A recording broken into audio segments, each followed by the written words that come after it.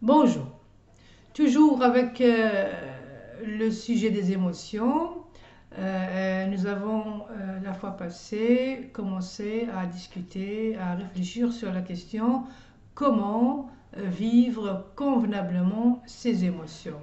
Nous avons touché à quelques points. Le premier point, c'était qu'une émotion est de passage, donc elle est là pour quelque temps et elle doit absolument ne pas être accumulée, ne doit pas être accumulée. Deuxième point, c'était qu'une émotion est un indicateur de notre état intérieur. Elle nous donne une image sur la structure de notre être à l'intérieur. Est-ce qu'il a une bonne structure? Est-ce qu'il a tout ce qu'il lui faut pour assurer une bonne réaction dans la situation dans laquelle on est? Et puis, troisième point, c'était par rapport à l'intervalle d'une émotion. Une émotion à l'intervalle, plus cet intervalle est court, plus cela montre que notre santé émotionnelle elle est bien. Voilà. Nous avons dit aussi qu'une émotion est faite par sa nature d'être exprimée. Exprimée verbalement par des mots, par des paroles, exprimée par le geste ou exprimée par des actions, par une action ou des actions. Alors, on va toujours continuer ce comment vivre convenablement ses émotions, et on va faire appel encore à la clé de l'expression, c'est-à-dire est-ce que si je maîtrise l'expression par la parole, par le geste et par l'action, si j'ai cet art d'expression, est-ce que cela va me permettre de vivre convenablement mes émotions? Sincèrement, j'ai passé du temps rien que pour admirer ce lien qui se trouve entre l'expression et vivre convenablement ses émotions. Malheureusement, nous n'avons pas eu l'occasion de mettre en valeur ce lien-là, et on a toujours pensé que l'expression est un art qui n'est pas entre les mains de chacun. L'art de l'expression reste exceptionnel pour ceux et celles qui sont dans le domaine. Alors que si on fait quelques pas en arrière pendant notre enfance, nous allons remarquer que exprimer les émotions était quelque chose de spontané, était quelque chose d'inné, bien sûr pour une enfance qui est normale. Donc finalement je me dis que ce mécanisme d'expression était là et il est toujours là, et que peut-être le parcours que chacun de nous a suivi ne lui a pas permis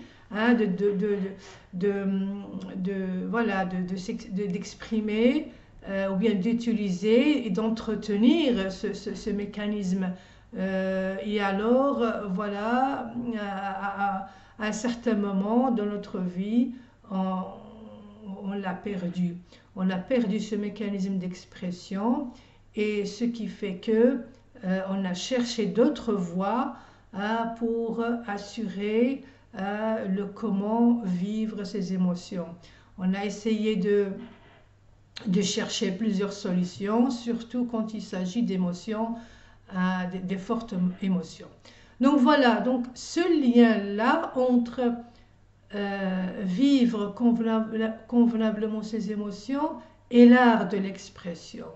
Donc déjà, le fait de se dire finalement, hein, je l'ai ce mécanisme donc d'expression. Et que l'expression est un mécanisme, est un bon mécanisme qui me permet de libérer ces émotions. Des émotions actuelles maintenant que je vis au quotidien et les émotions qui sont accumulées.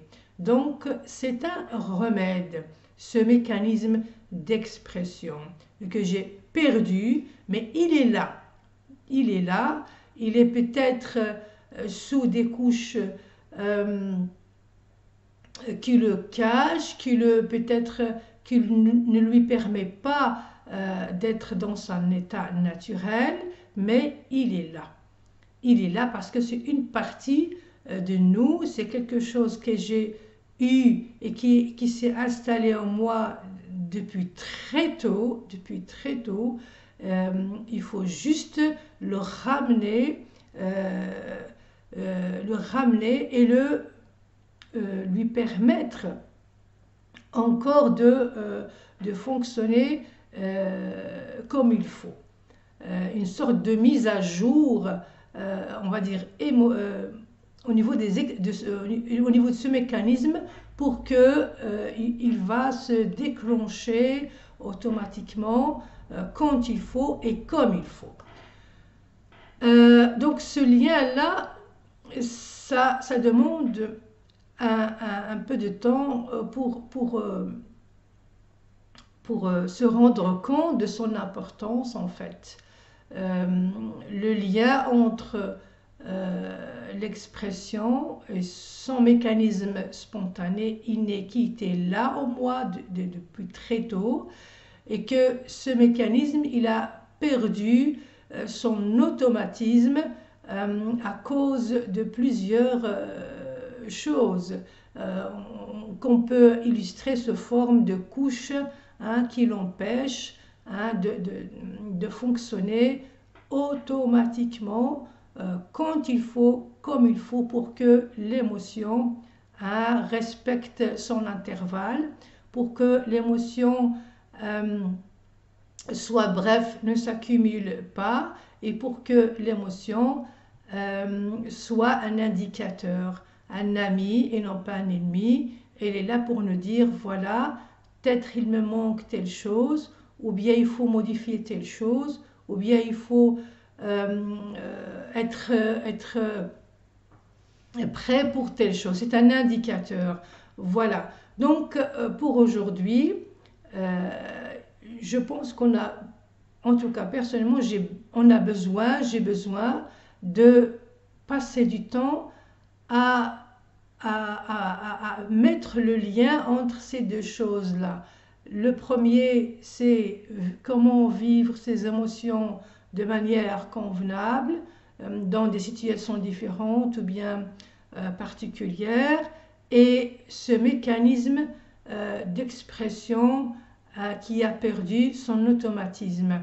Ce mécanisme est là, est toujours là, c'est une partie de moi, mais voilà, il a perdu son automatisme, mais c'est possible de le mettre en fonction encore une fois. Comment? Eh bien, il faut penser en premier lieu de libérer les émotions accumulées. Donc, libérer ces émotions, toujours par la meilleure manière, par la meilleure manière, c'est l'art de l'expression. Donc, verbal, par des mots, par des paroles.